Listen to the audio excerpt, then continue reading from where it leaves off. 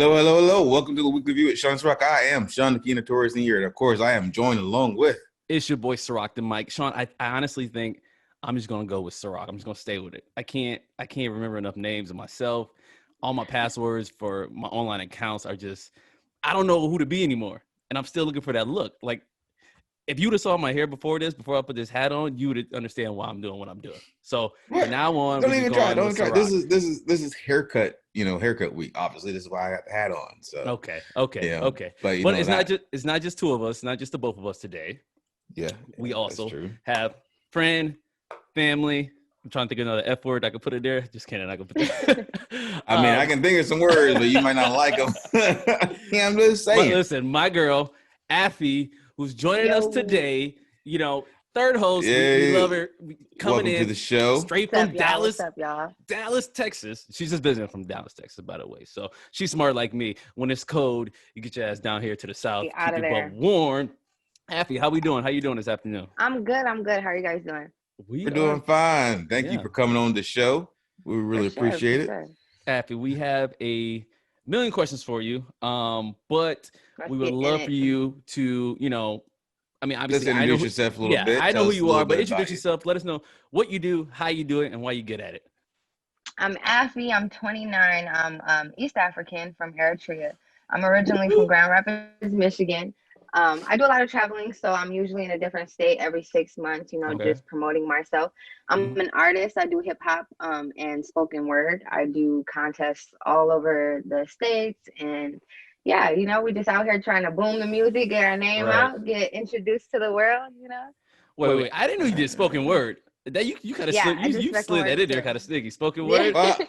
I mean, come on, most artists. Word. Yeah, I was about to say most artists, if they're in the rap game, probably do spoken word first. What? I'm just saying. I actually started doing spoken word when I was like probably 13. Okay. And it actually started in the Havishah churches when I was younger, and our church was connected to another church in the city, and I entered into their contest and I won the contest, and I was like, hey, I might be actually good at this. So I kept doing it, and next thing you know, I started touring with it, and I actually did the Black College tour. I actually won the Black College tour like 4 years in a row. What? And LeBron. What's some of the colleges you went to, if you don't mind? My favorite one that I did was Spelman out of all of them, but we actually there were so many. There was Spelman was my favorite just because of how unified they are and how strong they are. They were really it was such a powerful experience just even being on the campus and being around all of those young adults and just watching how, they were just so loving what they do and loving getting the education that they needed in order to grow. And it just was so motivating to be around them because they were very just inspirational, Right. Yeah. Damn, 4 years in a row. You the back to back to back. Yeah, I was back to back with it. Yeah, so that first win though, you was probably like, oh my God. The first win, it was lit. I got a check for $8,000. I thought it was amazing. Sean, we need to. And back then I was so young, I didn't know what $8,000 was. And what's so crazy is I remember taking $1,000 and giving the rest of the money to my parents, not realizing what I had gave them. And I'm like, I got $1,000. I'm gonna go to the mall and buy. Your parents like, what is this? You selling the drugs? My mom and dad were like, what did you do to get this money? And I'm like, I won a poetry contest. And they're like, what? Poetry. Hey, someone walking in your house with 8 G's, you're like, hey, where'd you get that from, man? Yeah. That's gonna be your first question. My mom, it's so funny. It's like my mom used to think I was full blown gang banging. Like she was like, yeah, my daughter's in the streets. It ain't taking her out. Cause I used to come home. Like I always was in a contest. Every week I would, whatever contest I could find, I would get on Craigslist, and whether it was in Ann Arbor, Lansing, Chicago, where I would drive wherever just to do it. And so I would win so many of them, and I would just come home and be like, here, mom, put this away. I take what I needed. And she'd just be like, what are you doing? You don't have a job. Where are you getting this money from? Poetry. You don't understand. It's a new type of drug. That tree is poetry. It pays a lot better. Nah, that's amazing. Like, it's one, like I said, winning 4 in a row is amazing. But how do you, when you say you just did it, like you had a feeling to go on the spoken word, or because I always suspected artists who just growing up. Go ahead. growing up, my older brother and sister, my brother did battle rap. He used to always battle rap with his homeboys. And then my sister started doing hip hop. So it was like watching them and watching their sound, it would always make me be like, I wonder what I could do. But when I would write, it would come out as poetry. And I was just a little more comfortable with the poetry, because with hip hop, you have to have a certain type of delivery, you know what I mean? And I just wasn't at that point yet in my life. So I would start with the spoken word, just learning my styles, learning my flows. And then once I got to a point where I felt confident, I kind of put that beat behind it and was like, okay, let's switch it up. Let's add some rhythm to it. Right. What got you into spoken word? My sister used to have a showcase at a coffee shop on Madison and Hall in Michigan. And I used to go all the time. And when I went, it would just be her and about 7 of her friends. And they would get on stage and they would do spoken word poetry all night. And I used to think it was so cool. And when I was younger, I had it really tough on learning how to kind of speak out about my feelings. If something was bothering me, I never really knew how to talk to people. So it was kind of like my way of talking to people without having to actually do it. And I just started putting my stories into my pieces, and it just went up from there. Was it always comfortable, like in front of strangers? I think that's probably the biggest like drawback for why people probably wouldn't do it. You know, it's like, you know, what's crazy with me is like, I can stand in a room and perform in front of 1,000 people comfortably, but I'd be more nervous to perform in front of 3, because with 1,000 people, you're not connecting with everyone. Right. With 3 people, you're connecting with those 3 people for sure. So I guess I get more nervous in smaller crowds. So I guess doing the spoken word is what kind of helped, because in those events, a lot of times it's a small circle. Right. So it kind of helped me get over those jitters and get over those fears. You know, your first couple times, kind of grandma shaky on the mic, but after so many times, you get up there and you're like, okay, now I'm feeling myself. I could let it out. Right. Yeah. Damn, I'm proud of you. Thank you. I'm genuinely proud of you, because Thank you. I suck at anything poetic or emotions. You know, I'm more of a bland type of face. So I heard you've been in a few venues and all. Is there a certain venue or a certain place that you enjoy most performing at? Or do you have a favorite I would performance? say I would say my favorite performance would have had to have been the artist Cash Dog came to Michigan. And she's originally from Detroit, but she had came to Grand Rapids to do an event, and it was at the Orbit Room, and it sold out to the point where the whole building was completely packed wall to wall. And I was so nervous to get on stage, because usually, I've done a few club events, but I've never done anything that big, and I didn't know it was going to be that big. So it's gonna be something small. Nope. Yeah. And Cash actually gets there and actually has a pep talk with me, and she's like, you got this, you could do it. And I just remember like, dang, like I can't believe she's even talking to me. And I they called me out on stage, and the reaction that my city gave me was so powerful, and it was such a memorable moment. And I just remember getting up there and doing my thing, and hearing them give me feedback to my music. It was a high that I probably will never forget in my life. Like, that was amazing. Wow, that's great. Like, can you? I can imagine that. Like, I know you just got to go out do your thing, right? Is it like? Yeah. I mean, I'm sure the nerves were probably crazy, but like, it's like, as nervous as you are, it's like those last couple of steps before you hit the stage, it goes away. Yeah. Because once you see it, you're like, this is me. Yeah. This is what I wanted. Like, once you over that line, it's like, it. Yeah. All that it's practice. Game over. All that spoken My word manager always laughs at me, because I'll be backstage going through my little motions, and I'm like, okay, I gotta do this. I have my little things that I do right before I hit the stage. And he always laughs at me, because he always says, you look so nervous.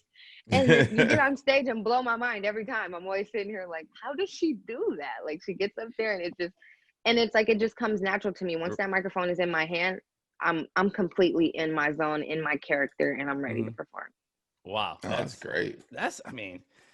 Props to that. But, you're right. I always tell people, once you get past that, like, I mean, there's always going to be that fear, that, like you said, that nervousness. But, like, with the experience, with, like you said, doing a spoken word, I'm still kind of wrap my head around it 4 years in a row. But, winning the spoken word, and everything you've accomplished, no matter how nervous you are, it's like, you kind of go into that, like, in the zone, moment where, like, you're not even really thinking.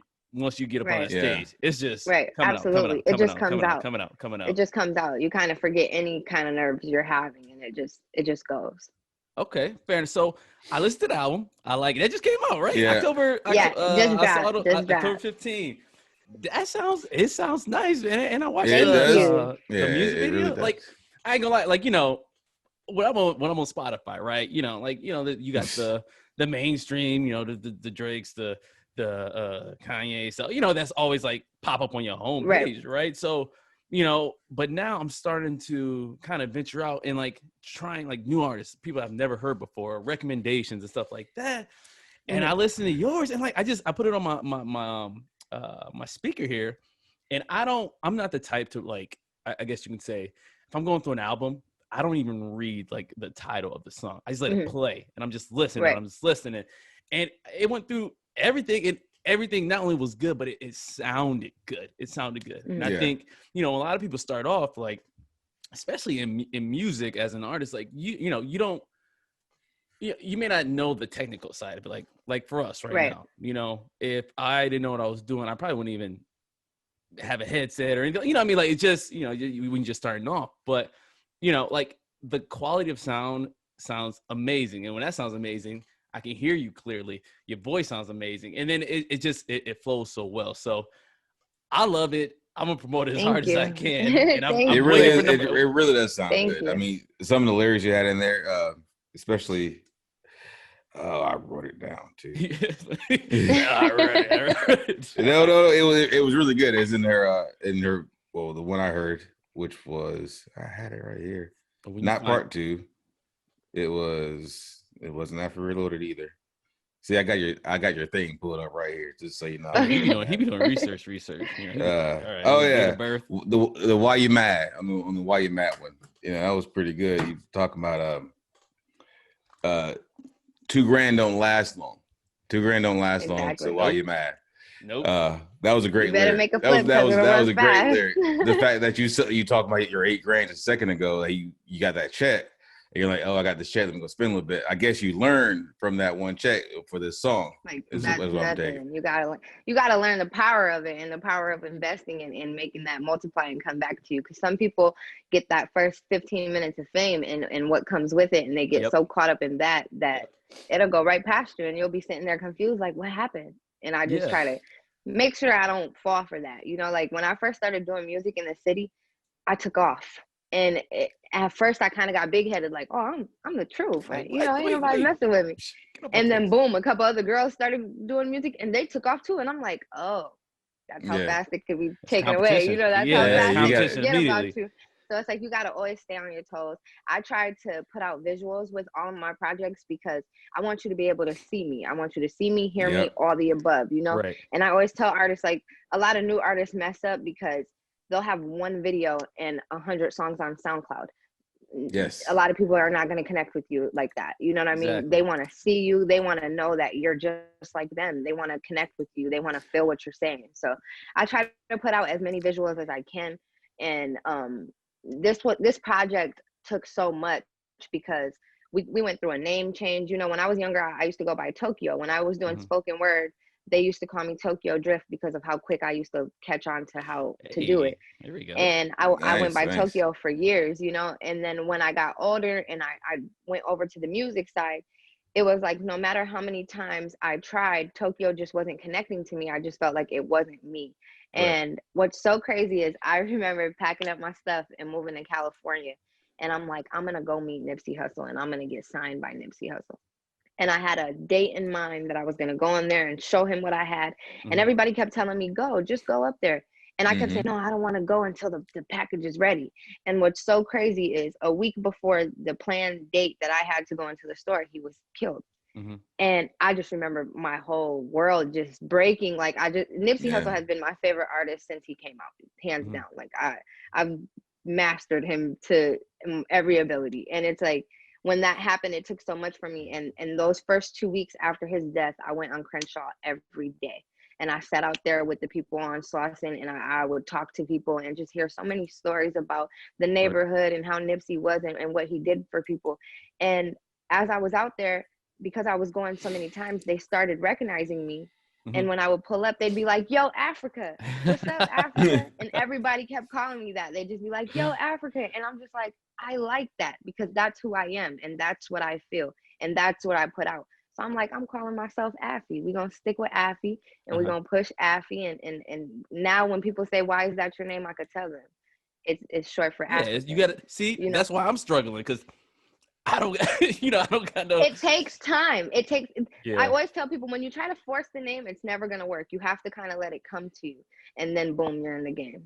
All right. It's going to just click. It's just going to click one day and you're going to be like, that's my name, right? Fair. There. All right. All right. So fair enough. I'm about to restart, get a different Do you name. have a dream venue that you want to perform in? Like say I know I made like it a Madison Square Garden or something. Yeah, it's Madison Square. It is Madison Square.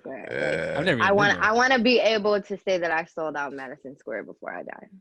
Yeah. That's a big dream, but it's like I don't care. I'm shooting for the stars. Listen, I'm rooting for you. I want it to happen, but you have to guarantee me some backstage passes. Okay, that's all I'm saying. Backstage passes. Record. If like, who's that? There, y'all are staying with me. We turned up.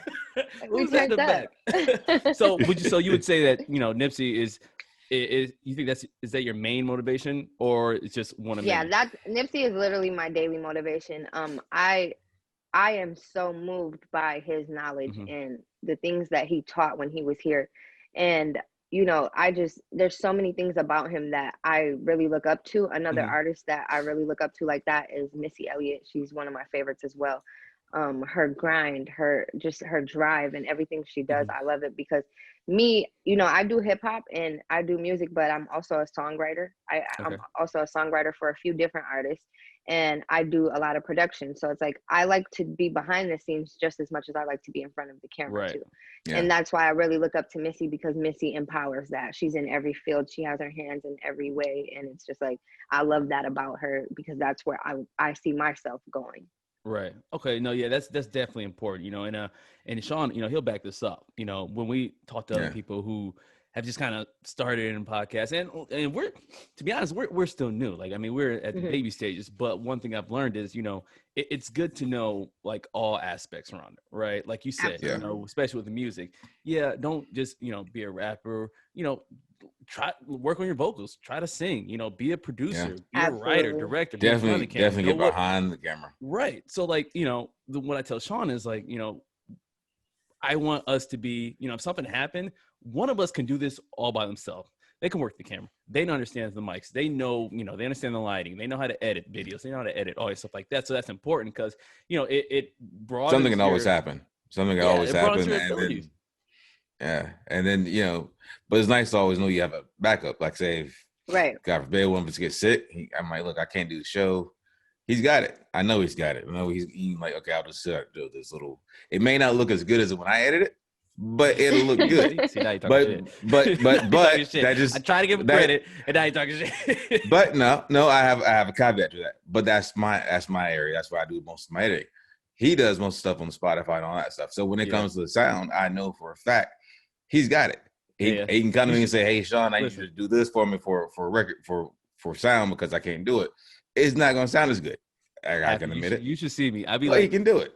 I'm in my I'm at my place, and I flip out if I hear like the dogs barking in the other room. Like, but it's little stuff like that. We didn't do a show because of it. We didn't do a show because of it. Dogs barking. Yeah, because when you play it back, and you can hear I can hear the little stuff. I know stuff like that. But I don't want to bore you with that. So one of the questions I did have. So just like we had to just back in March and still going on now with the whole COVID situation, like how, I mean, artist wise, how did that like affect you? So what I tell everybody about the COVID situation is for mainstream artists, COVID really messed them up because they're not getting shows, they're not getting events, they're not getting their money that they get from those. Now, for underground upcoming artists, COVID was probably the best thing that could hit us.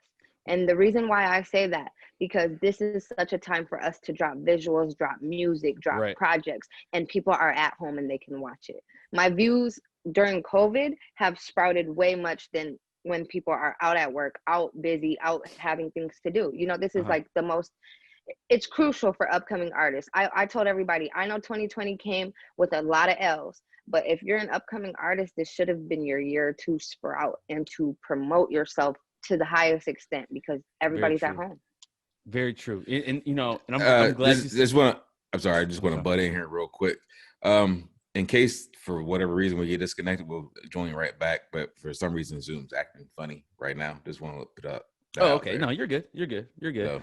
But no, I'm glad you said that, because like, you know, even discussing the whole like Zoom situation, when it, like you said, the mainstreamers are losing because their revenue, like you said, is off concerts and venues and so on and so forth. But you know, for us, it's like, all right, now it's a even playing field, pretty much, right? Yeah, it doesn't. We're on the same boat right now. YouTube is free, Zoom is free. You know, I mean, every absolutely phone has. You know, a with camera. those mainstream artists, people want to see them, people want to hear them, people want to, you know, because they're already comfortable with them. They know them. They, you know, they know what they're coming with. Now people are at home, and when these mainstream artists are not dropping every week because they don't do that, people like us can come in and drop every week, and sooner or later, one of those videos is going to hit your playlist. One of those videos is going to hit your timeline. And a lot of people was getting exposed. I mean, you know, I mean, and the like, most, the best thing that we've gotten so far is because of the fact that the mainstream artists can't do shows and stuff. You know what they're doing?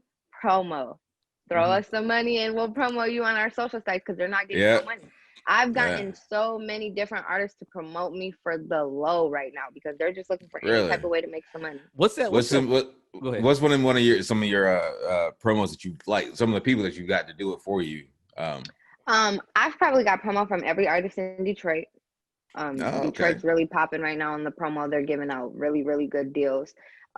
We got promo from. I just got promo from Jadakiss. That was awesome. What? Oh, nice. Jadakiss reposted me on his story. That was nice of him. Like he said, it was nice of him. Yeah, Jada. I actually reached out to Jada, and he gave me a really good deal on him hosting my tape. So that's our next project we're working on. I'm gonna drop a song, and Jada's gonna host it. I'm actually gonna sample one of his old songs and remake it. And then we're gonna nice. On the hosting of it. So that's gonna be really. That's what's up. You're doing it.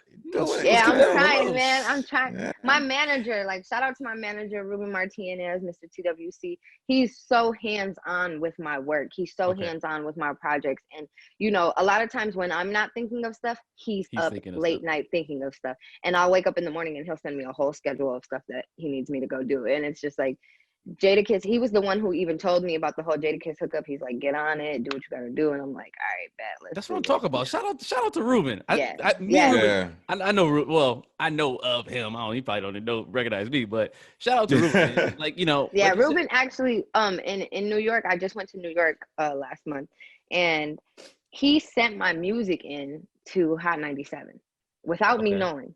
And one day I'm knocked out and I get a text and they're like, get online. DJ Drewski and his people are playing your song right now. And I'm like, what? So I get online and I'm watching his little video where he's going through songs that people have sent him. Right. And my song pops up in rotation. And as they're playing it, they're all talking about how hot I sound. Long story short, he gets in touch with Ruben and they call me and they're like, hey, bring her to New York. We want to interview her. I'm like, yeah, right. I'm thinking it's a joke. You know, I'm like, yeah, right. I fly out to New York. I meet DJ Drewski. He gives me an interview. They play my song on the radio. It was bananas, like bananas. Nice. And Drewski was like, you know, it's really nice meeting you, but I just want to say I am a fan now because I feel like the next time I meet you, you're gonna be huge. Like, and it was he gonna be asking for tickets just like me. Like, yo, look at the backstage passes. That's crazy. But that's what's supposed to happen, right? When you put the hustle in, put the grind in, you got, you know, a manager who is on your butt worse than your parents can be. Then, you know, that sets you up for success, you know, and everybody has different opportunities and whatnot. But yeah, you definitely moving in the right direction. Yes. Yeah. I mean, the endorsement you're getting and the fact that you have a goal venue, you know, a lot of people that say, I just want to perform on stage. You're like, no, I know I made it once I hit Madison Square. Exactly. That's a good thing. Like, I've even told Ciroc, I'm like, look, if we take our show on the road, we can actually get to play in the garden. That'd be great. If we actually I'm down for whatever. do our show in the garden, because that's what we want to have people come up when people ask questions. You know, I mean, we have a comedy like show. You know, we want to make you laugh on the show. That's, you know, part of it. So we can definitely appreciate you coming on and sharing that and knowing that goal is a hard goal to reach for us. But yeah, you know? Exactly. And it's all about just some of the ideas coming up in this is just grinding and just staying consistent and staying on top of your craft. Like even when I drop my tape, I have a couple features on there, and we invested. We put the money down to get them on the songs, and it's like I remember back in the day, I used to be like, I ain't finna pay nobody for these songs, and then it's like you can't. In order to make money, you got to put in money, and it's like. Yeah, you know, it's like you be feeling salty. You be like, hey, you want to do a song with me? And they're like, you got to pay this shit. And it's like before I used to wonder when they said that, but now I respect it because when people reach out to me, I'm like, hey, I have a set price on how much I charge for my features. And, you know, we just go from there. But what was so dope, like even on my project, one of the artists that I did a song with is Rocky Bad. And she's a big name in Detroit. And when I reached out to her to do the song, we paid for the feature. We went out to Detroit. We got in the studio. We got a brand new beat from her engineer, and we started working on the song. She liked, which is the song "Lost It All" on the tape. She liked the song so much, she asked me to jump on her tape and do a song with her. And I just remember being like, "Oh my God, Rocky that's just gonna cost you." I was like, "That's gonna cost you." so I'm like, hell yeah, let's do it. I actually jump on the song with her. She actually comes to Grand Rapids to shoot the video.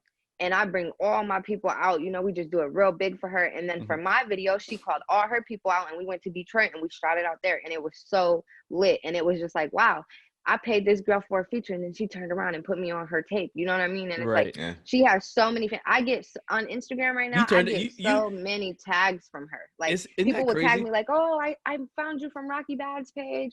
I love your music. I'm tuned in now. And it's just like, wow, like, and she doesn't have to do that. And even to this day, she still calls me randomly and she'll just check in like, hey girl, how you doing? How's the music? What you got going on? Like for an artist at her stature to even want to reach out to me and still keep in contact, like it was so dope, you know? Yeah, but you got, you know, I think you get to the point where you're realizing like, you know, you growing, right? So like now it's like, definitely. You know, you go into a situation, you know, asking for a favor or not even ask for a favor, but like, you know, hey, you know, I'll pay if I can get this from you. And turns out, you know, at the end of the day, they should be paying you to get it, you know, from you. Yeah. So it's just like, and it's all about the levels, you know, like that's how you shake hands and move up through the game. You know what I'm saying? Like, I know that starting in, I was paying people and now I'm to the point where people are paying me to do songs with them. So it's like, now I'm starting to see like how it works, how you elevate, how you get to that next stage, how you get to that next level. And it's dope. You know, it's a growing process. It always feels good when you accomplish those things. Like I remember the first time I got paid for a feature, I was charging $50. And this dude was like, I want to do a song. And I was like, I just tried. I was like, all right, I tried 50.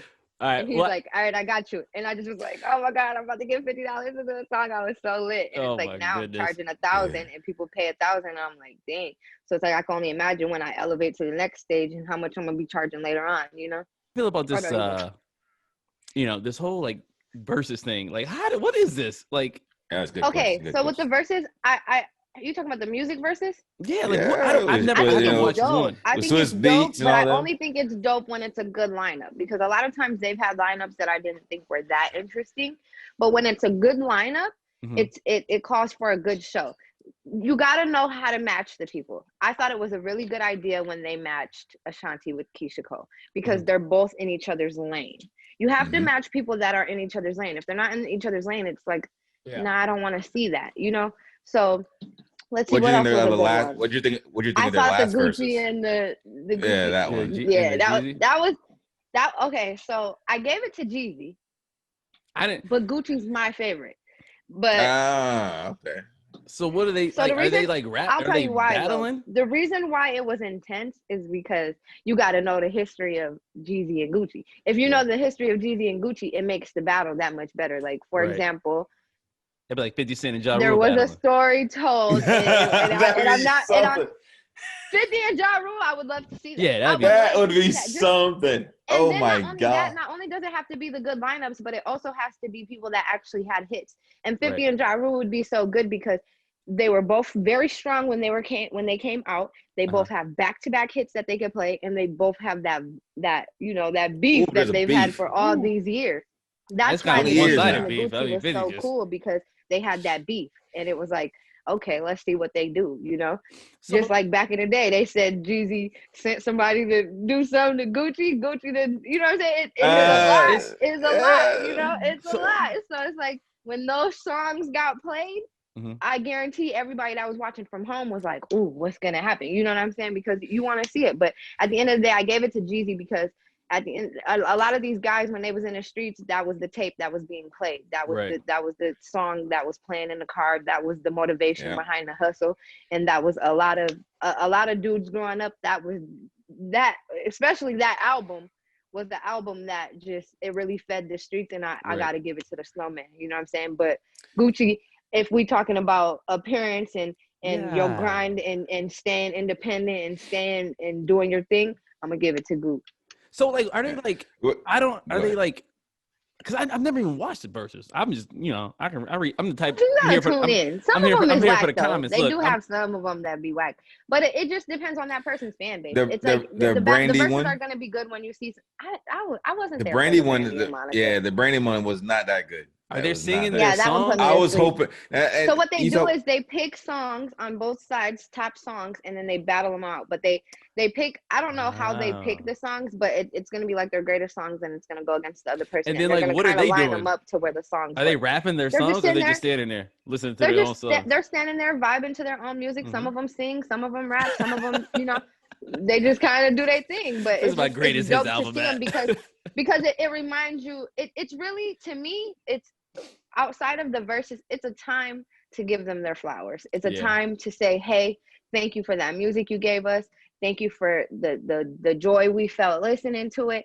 And thank you for the memories that we're all remembering as we're listening to these songs. Music always puts you in that time zone. It reminds you of where you were when that song came out. And it's just like a way for us to tell those artists thank you, Oh, that's yeah. See, my always thought was like, I'm thinking like Smack DVD. I'm like, oh, they about to battle, like they just freestyle. They ain't out there like rapping their bars to each other. That's what I was thinking.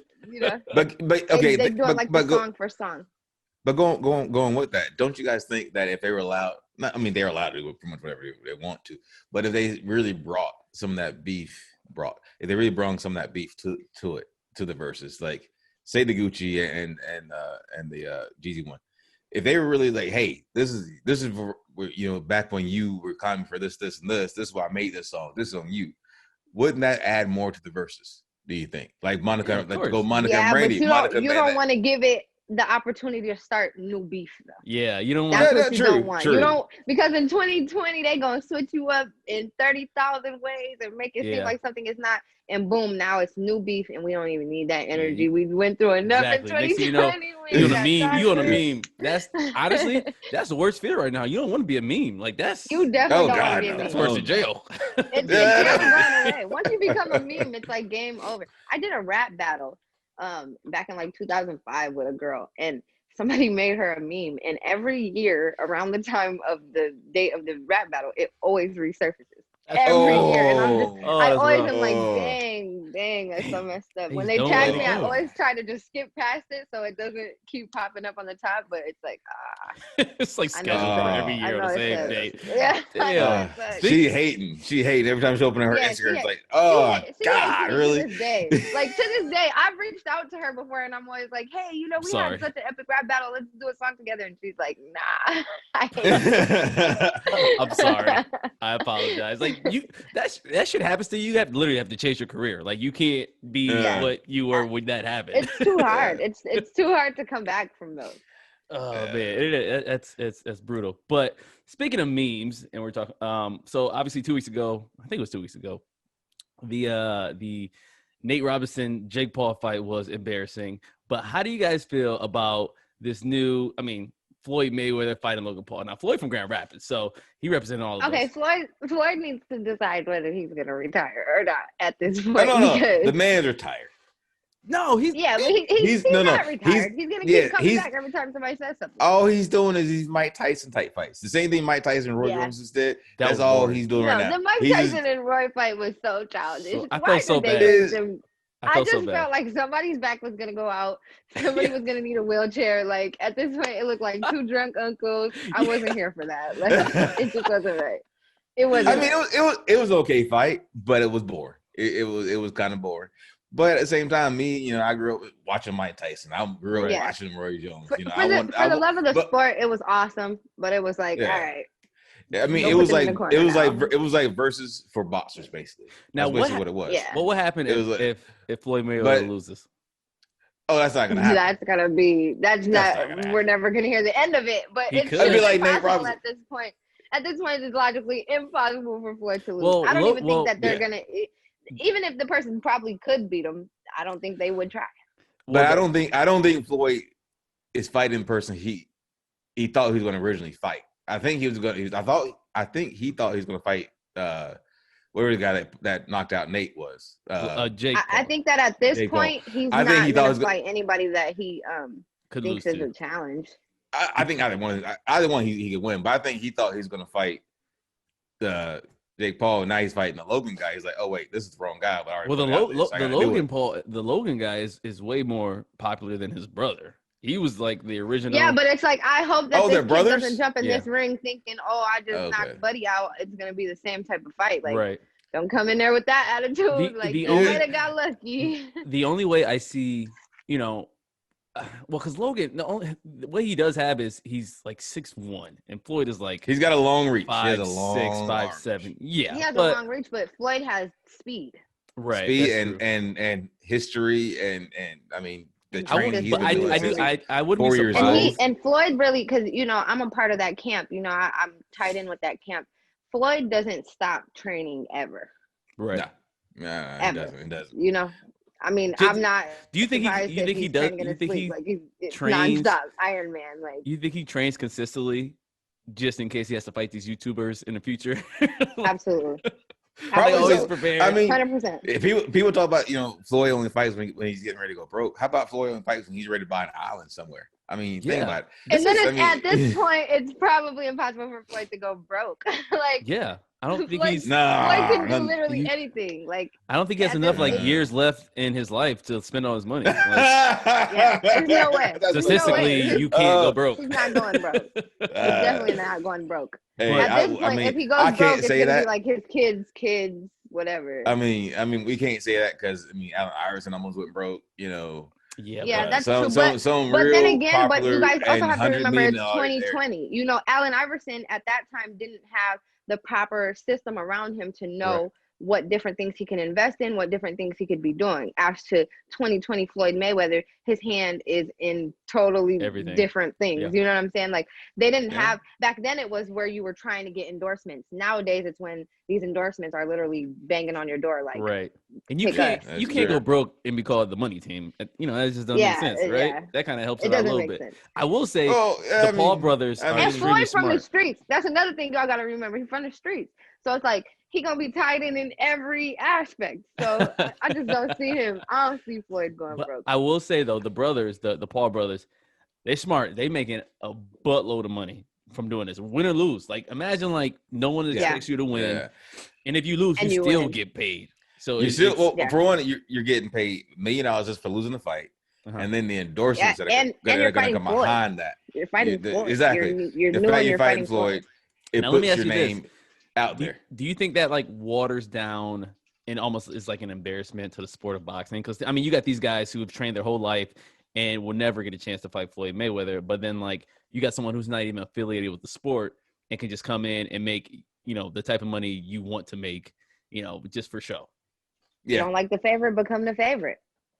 But see, that's life's unfair. It's like life is unfair. We're in a game now where back in the day, Nicki Minaj had to drop 17 mixtapes in order to get somebody to even look at her. And I could go drop a video on YouTube right now and get signed by the biggest label tomorrow. Yeah. The opportunities are different. You can't get mad when the times change. You got to figure out how to change with it.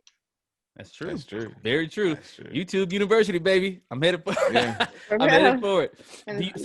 Affy, let me ask you this. And just, as far as me go, do you feel, and I'm sure you probably know this question was coming, the game is strictly hustle, but do you feel like you got to work a little harder being a female, or is it just leveled for everyone? I think that that's a tricky question because a lot of people feel like it's harder as a woman. But I think that that's on both sides. There's going to be situations where it's going to be tougher for the woman, and it's going to be certain situations where it's tougher for the man.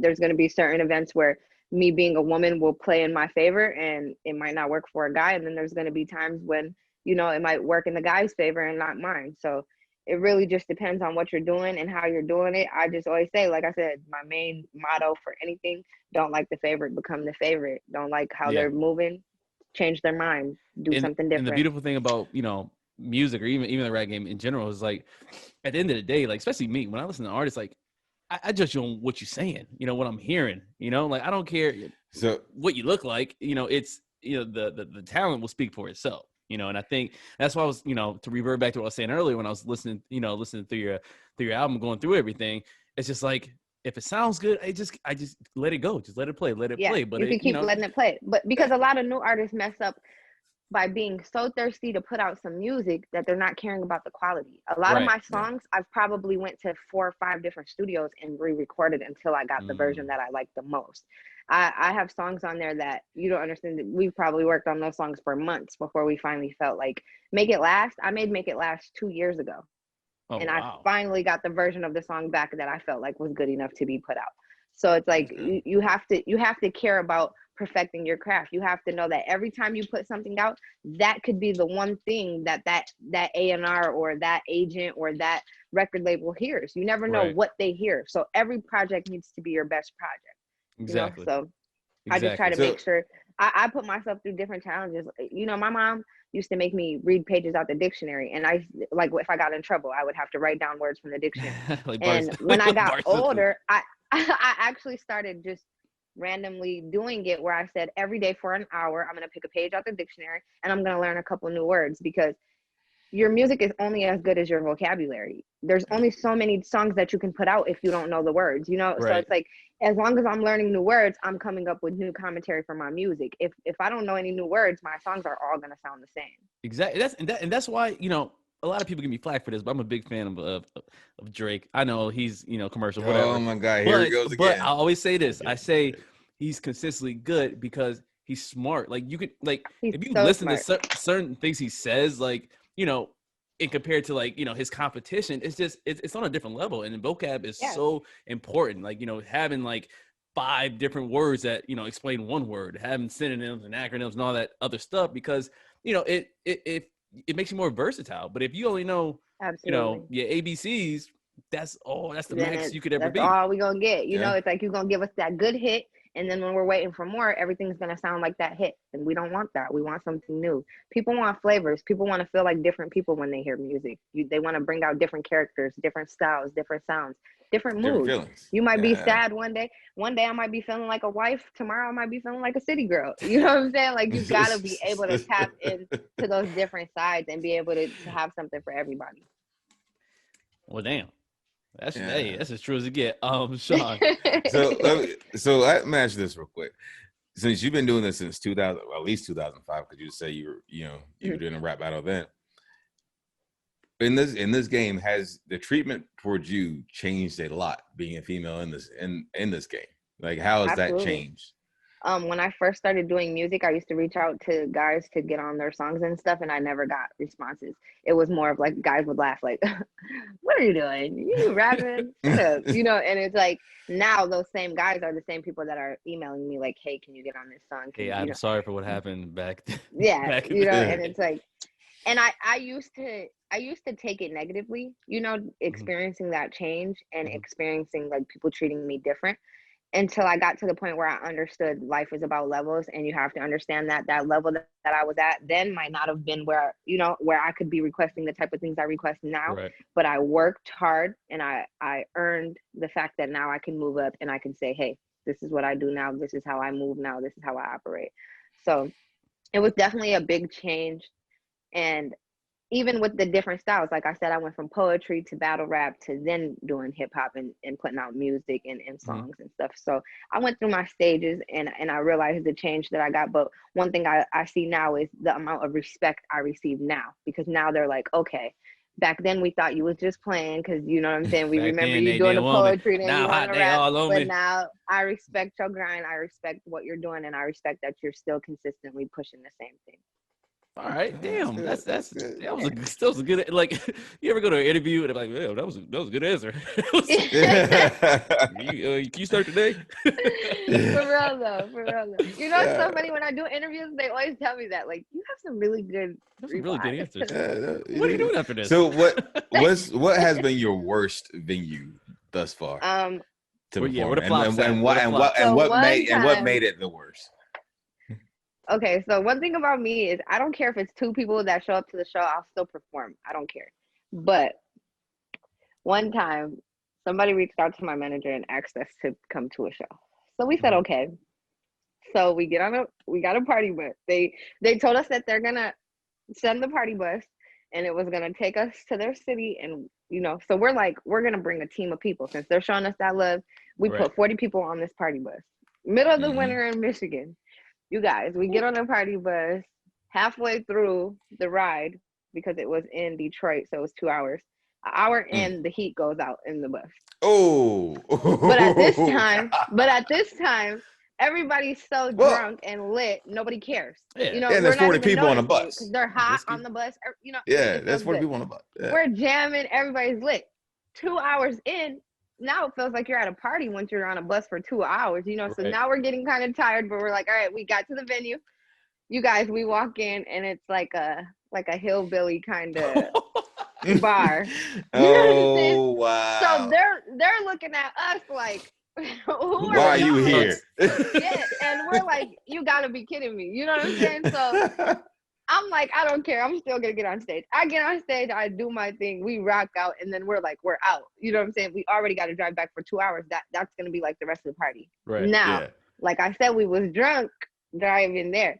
It's already kind of worn off. We're kind of all sober now. So now, remember, we got to take this 2-hour trip back to Grand Rapids on a bus with no heat in the middle of winter. Jeez, that was a setup. That might have been a setup. Somebody was trying to say it was probably the girl. And the dude that was driving the bus was cussing us out the whole ride. Hey, can you tell your peoples back there to sit down? I have pictures of that night, and the people on the bus are literally like huddled together. They got like 1 or 2 coats because it's like a whole bunch of girls in little outfits, you know. And they're like freezing, trying to all cover with the same jacket. It was tragic. It was tragic. You gotta have one of those. You always gotta have one of those. You know, just you got to. It always makes us laugh. You know, like when it pops up in our memories on Facebook, everybody always tags each other like, "Remember this night?" And it's always something to laugh at. We were frozen solid, but we had fun. Yeah, Facebook always reminded you, like, yeah, remember this 10 years ago on this date, what you did? Yeah, just share it for everybody. Exactly. So Affy, so we like to play a little game. I know I have a few other stories I want to cover, but hey, to hell with those. I'm sure you already know about them. But we play a little game called What to Florida. It's kind of like how we kind of wrap up the show. It's pretty fun. Sean, I'll let you explain it. He's the one that kind of makes the rules. Yeah. Be careful though, because his rules are kind of like shaky. Like, why are you gonna pollute my rules? Why are you gonna add to my rules? You don't at least let me give the rules first, and then you can add on.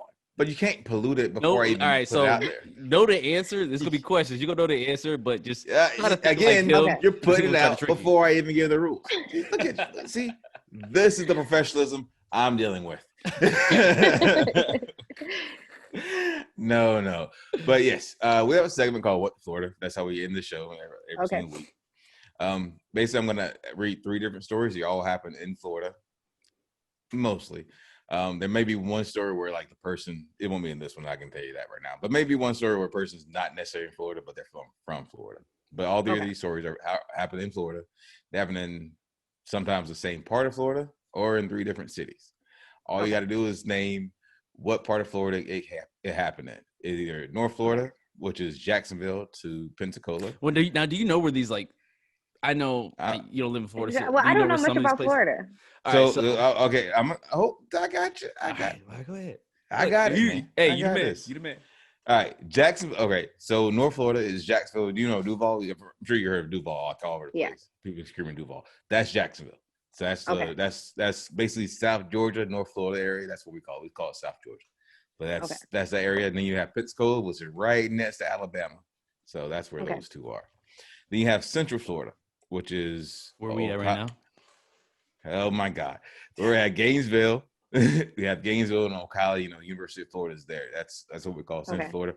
Tampa. That's for whatever reason they call Tampa Central Florida. Really, it's only him. All right, let me ask you this. We have the University of South Florida here, but yet they want to call it Central Florida.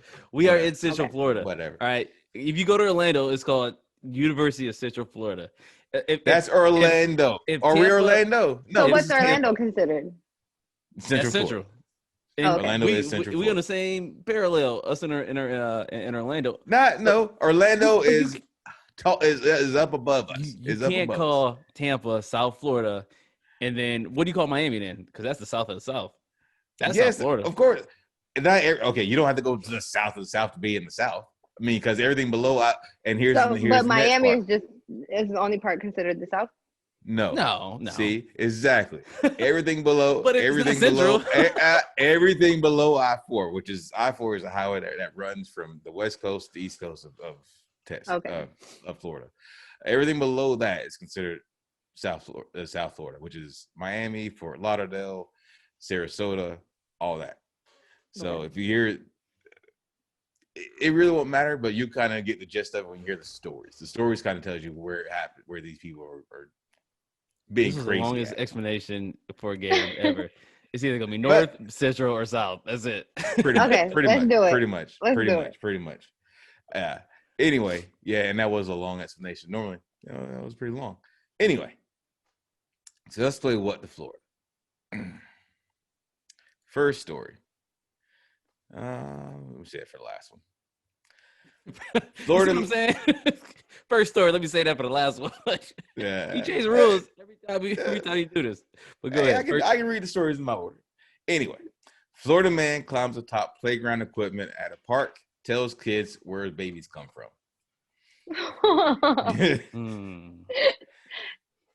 Florida man climbed atop a piece of equipment, a piece of playground equipment Sunday and yelled at a bunch of children in the area.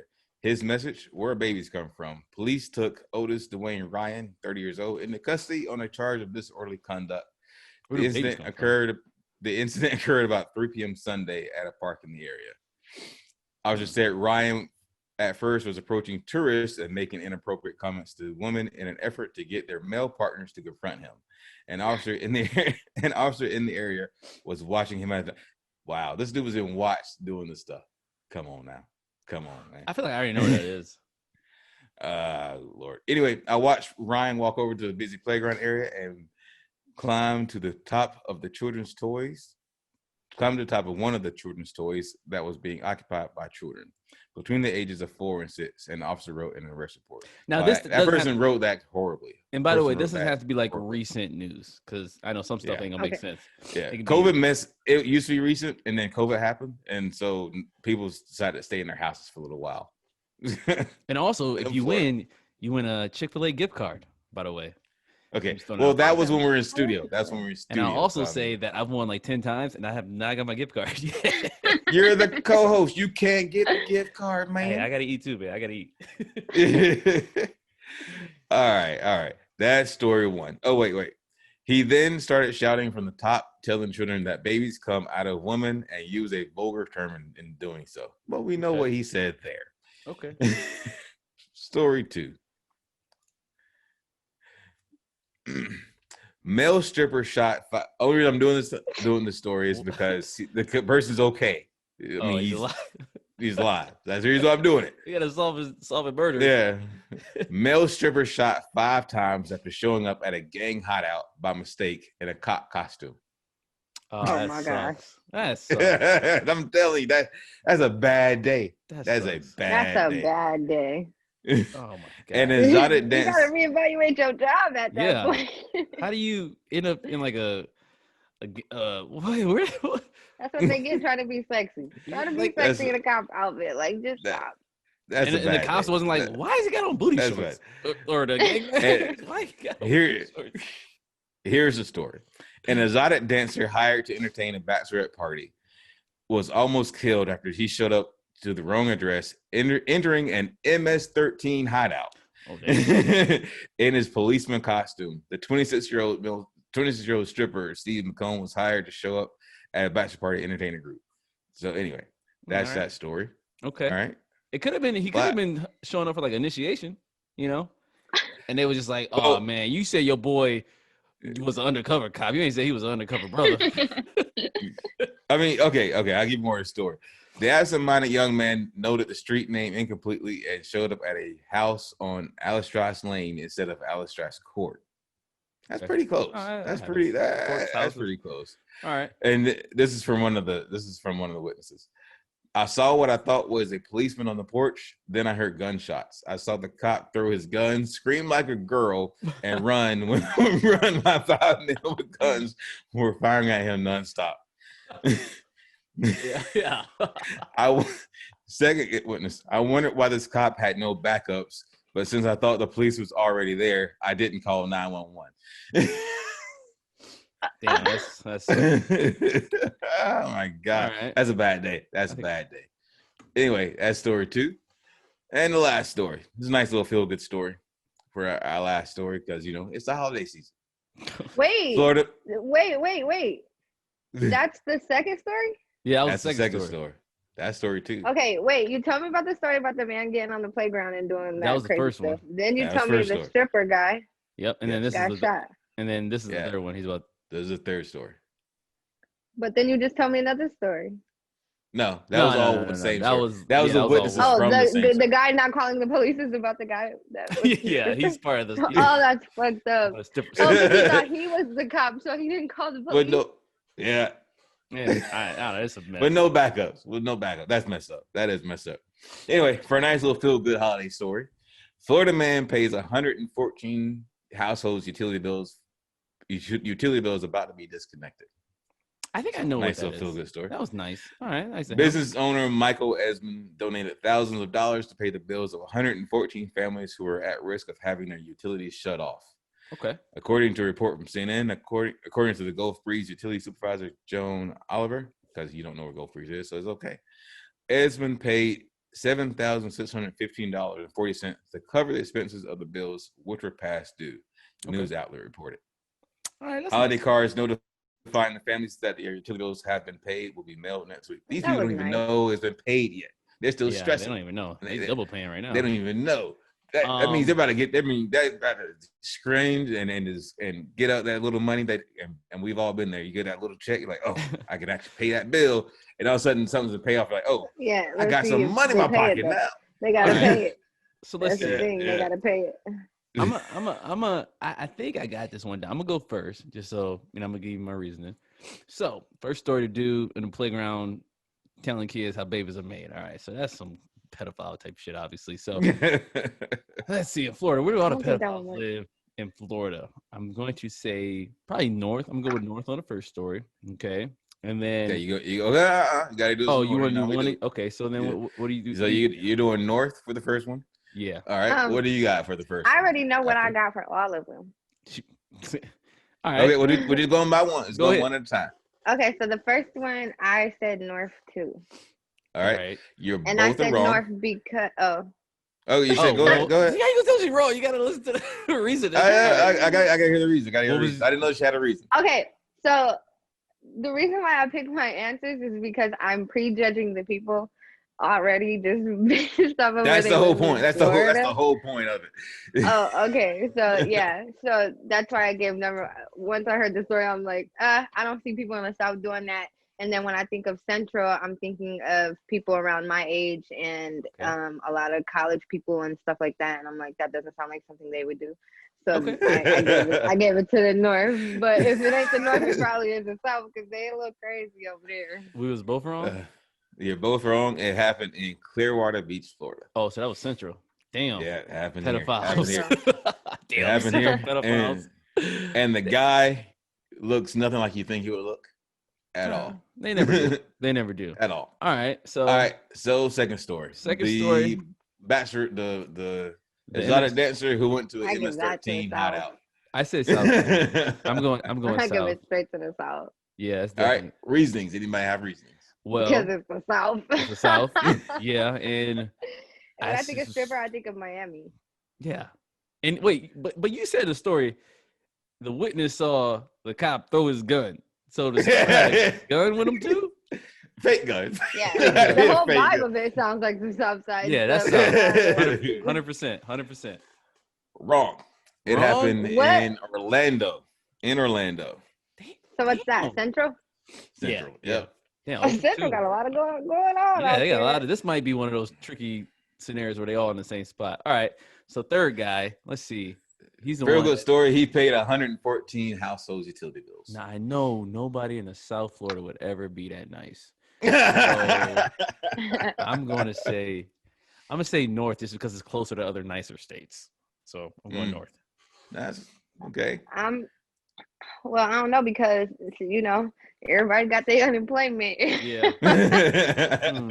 You never know who feeling good. Them dudes from the South been stepping up lately. But I'm gonna give it to the North. Gonna give it to the North. All right. Well, you both are one for three. It happened in Gulf Breeze, Florida, which is a suburb of Pensacola. Close enough, baby. North. So Florida, yeah, right there in that At least we got one. That's not bad. Look, we on the same page though. See, connecting on the same page. That's that Eric Tran It's that Eric Tran blood. You feel me? Hey, I want to say one last thing though. Afra, wanted to let you know, I have a cousin. Her name is actually Africa, so that's pretty cool. Oh, dope! Really? Oh, that's awesome. Pretty cool. Yeah, I didn't know that. Yeah. Shout out to her. Africa McIntyre, cousin of mine. But yeah, Affy, what's before we close, what's next? What plans do you have coming up here? And please you go ahead. Guys will be seeing me doing a lot of acting this coming year. I have teamed up with a couple of different production companies, and we're gonna try it out and see how good I do. And so we're shooting big with that. We're gonna see how good I can do with that. And then I also have Affy Reloaded Volume 2 coming next year. Next year? So, are you talking January? Or are you talking next year? I can't give a date out yet, Okay. but 2021 the project will be released, and with this project, it will be a project that has all visuals. So all right. That's what I like to hear. there will be a video to like every to song. Yeah, and what's going to be very different about Affy Reloaded Volume 2 is Affy Reloaded Volume 1 was just the introduction, so there was a lot of videos with just me and my people posted up. Right. Affy Reloaded Volume 2 will be storylines. It'll be full-blown movies. These videos will be telling exactly what the song is talking about. So we're going to do it a little different this time. And yeah, that's time to take off. That's amazing. And Affy, do us one more. How do people find? What were you about to say? Yeah, I was going to ask the same thing. What? Yeah. Give it. So how do people find? Yeah, how do people find you? And where do they find you? You can search Affy on any platform. Spotify, Apple Music, Google Play, anything you can think of. You go to YouTube, search Affy. Make sure you guys download the tape, Affy Reloaded Volume 1 on all streaming. There we go. Listen, I already got it.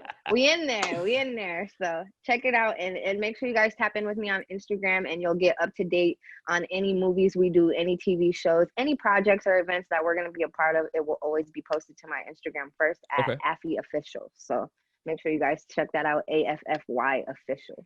Got it. You got it posted. Affy, any last words you want to say? Anything to people, friends? Thank you for having me, you guys. I rock with you guys. I'll come back whenever you guys need me. Shout out to the fam. I got to shout out mom and dad. You know what I mean? My little bro.